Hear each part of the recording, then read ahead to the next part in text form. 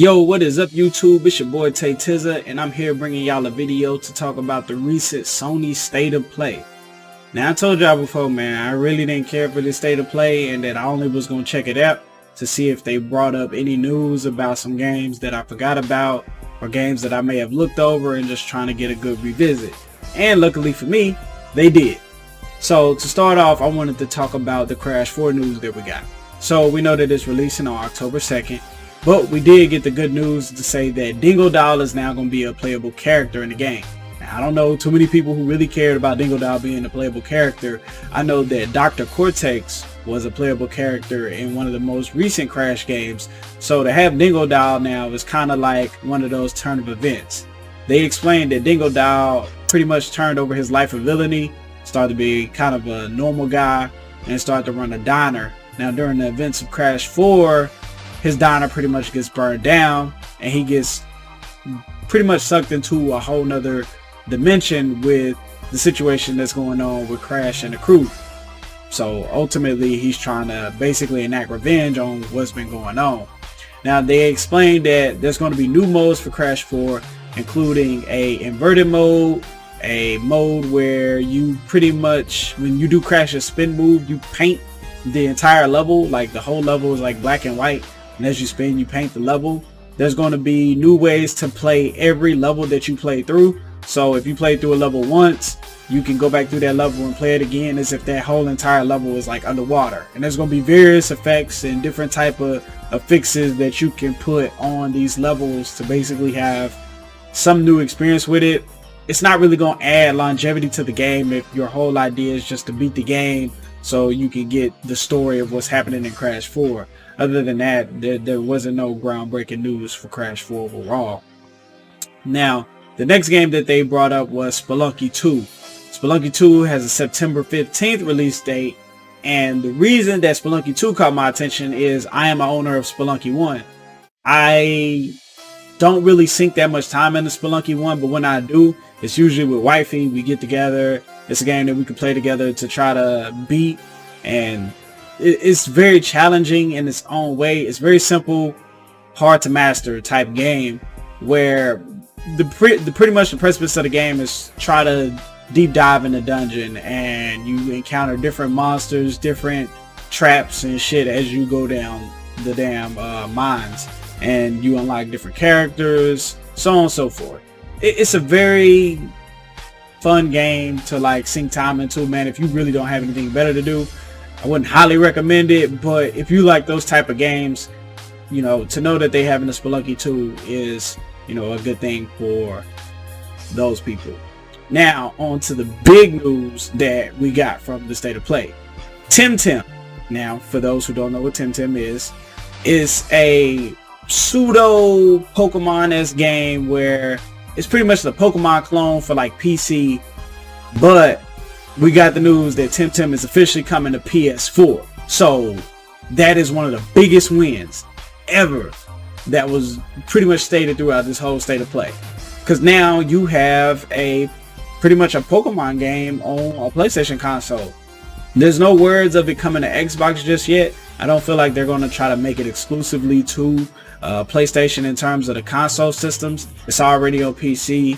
It's been on PC since early this year. It released in January this year on Steam.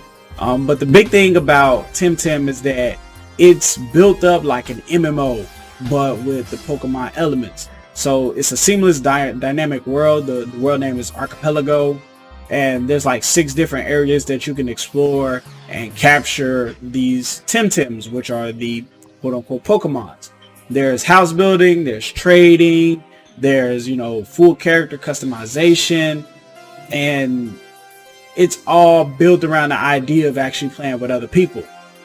And that already makes it a much better game than any of the Pokemons that have released recently.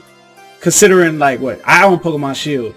Considering Pokemon Shield and how the online works in that game, yeah, it's there, yeah, you can kind of see the other people, but interaction is very small, where it's kind of on the do I need to interact with this person type basis. Do I need to trade? Do we need to do a raid battle? You know, am I trying to join their camp? Those small things right there. And of course, Pokemon battles. But Temtem is taking it to another level where they built it up like I said, an MMO where you can actually chat with people. There's emotes, there's a whole system. The whole game is built around interacting with other people while still being able to have the Pokemon-esque experience. It's a game that I'm looking forward to. I'm gonna try to grab myself a PS4 code so I can actually dive into the game and give you guys some actual hands-on details from that side. I don't own it on PC, but I will look into it even more on the PC side. I haven't watched any streams of it. I just know of the game, and I would like to see where it goes for the PlayStation 4 system. I hope that, you know, Xbox users in the future will be able to play it too. But again, as of now, PlayStation 4 is the only console that Temtem will be on. The next game that we got revealed about was Genshin Impact. Now, I first heard about Genshin Impact while listening to a episode of Weapon Wheel from somebody who was in the beta of Genshin Impact. Genshin Impact is actually set to release, of course, later on this year. It's pretty much an anime-styled RPG game where you play a single character, and that single character has the ability to turn into 20 plus characters that they all control different elements. They use different weapons, different weapon styles, and how they use those weapons and elements, they can actually, you know, have these like elemental reactions, which kind of creates its own cool combat system. Now, it's an action RPG, so you know, you press the button, you get the action. It's not turn-based. It's not, you know, click and wait type ordeal. And it also features co-op gameplay with up to 3 people.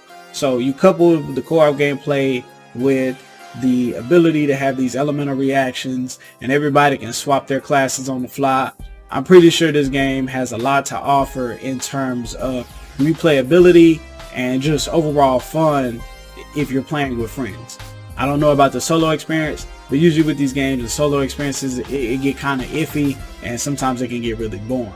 But for the most part, if you have a team of people that you know enjoys this type of game, I highly suggest that you get together and experience this. I'm going to try it out myself, so I'm going to give you guys more on that later too. Now, the third game that we got that took my attention was Hood, Outlaws and Legends. Now, all they showed was a cinematic trailer. That was it. No gameplay, no like, you know, this is what's going on. Like, it was just a cinematic trailer, and they pretty much said, you know, the goal for you is to, you and 3 other people, outsmart the AI to pretty much get a treasure, right? Now, in the cinematic trailer, they showed these people, as they were trying to get the treasure, they begin to get ambushed by another team. Now, how that actually plays into gameplay and how it overall will work out, we don't know. It is a title that's supposed to release in 2021 on both the PS4 and the PS5, so there's not much really to say on that. Looks interesting. It's kind of based in the Renaissance era time, you know, knights, armor, you know, like I said, the Robin Hood-esque type ordeal. So hopefully we'll get more information on that real soon. Probably around Q1 next year we'll start to actually get some solid information.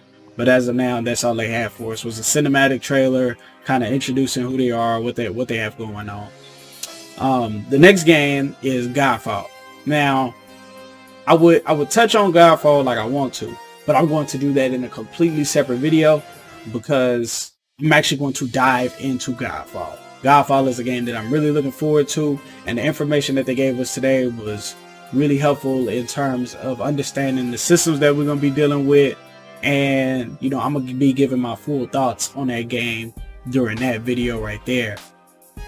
Now, as far as the rest of the state of play, nothing. There's really nothing that really like blew my mind in terms of I need to go out and buy that or I take interest in buying that. AI Must Die is probably like the closest that kind of had me scratch my beard like, nah. Braid, don't care. Auto chess, that's like team fight tactics for anybody who plays on PC in those league. I don't like those auto battle games. The Pathless, don't care, and Anno Mutationum, don't care. Those I knew that though. I knew that coming into this, that the state of play really wasn't going to be something that I was super hyped for, super looking forward to. The minor details that we did get from Crash, Temtem, Genshin Impact, Godfall, and Hood Outlaws and Legends was really like the highlight and everything I needed to know for the show. Everything else was kind of just really went over my head in terms of I don't care about them. I don't plan on buying them. That's just what it is for me. I mean, I told y'all in my last video, man, the PS5 is literally 2 to 3 months away from us. That should be everybody's focus in terms of what they're doing in terms of gaming. You know, what are y'all releasing out the gate for these next gen consoles? You know, showing us the state of play and showing us these PS4 games. We know these PS4 games getting released in this time are going to PS5.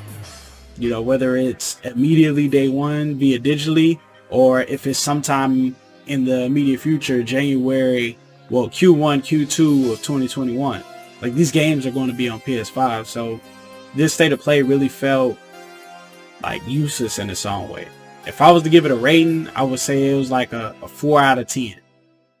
That's the rating that I would give it. Like I said, it really wasn't that exciting to me. So everything else was just just a waste of time. But let me know what you guys think down in the comments below. Like I said, I give it a 4 out of 10. And that's pretty much just where I'm going with it. Don't forget to like the video.